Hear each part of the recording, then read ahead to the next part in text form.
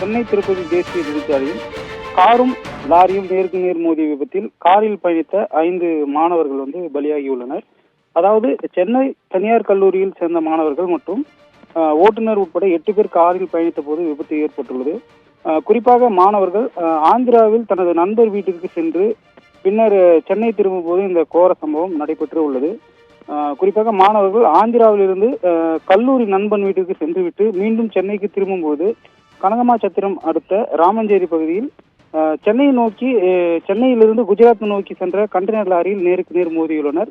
இந்த சம்பவத்தில் 5 பேர் சம்பவ இடத்திலேயே பரிதாபமாக உயிரிழந்துள்ளனர். மேலும் 3 பேரை படுகாயங்களுடன் காவல்துறையினர் மீட்கும் முயற்சியில் ஈடுபட்டு வருகின்றனர். இதில் 2 கவலைக்கிடமாக உள்ளதாக தகவல் வெளியாகியுள்ளது.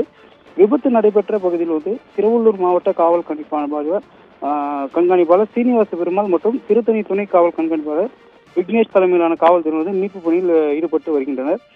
மேலும் 2 மணி நேரமாக அந்த உடல்களை காரில் இருந்து மீட்கும் பணியில் காவல்துறையினர் போராடி வருகின்றனர். மேலும் காரில் சிக்கியுள்ள மாணவர்களின் நிலை கவலைக்கிடமாக உள்ள 2 மாணவர்களை மீட்கும் பணியில் தற்போது போலீசாரும் பகுதிவாசிகளும் ஈடுபட்டு வருகின்றனர். குறிப்பாக ஞாயிறு கிழமையில் மீண்டும் கல்லூரிக்கு போக வேண்டும் என்ற அவசர கதியில் அதிகமான மாணவர்கள் காரில் 8 பேர் ஒரே நேரத்தில் 8 பேர் பயணித்ததே இந்த விபத்துக்கு காரணம் என அப்பகுதியில் உள்ளவர்கள் தெரிவிக்கின்றனர். மேலும் போக்குவரத்து பாதிப்பு ஏற்பட்டுள்ளது.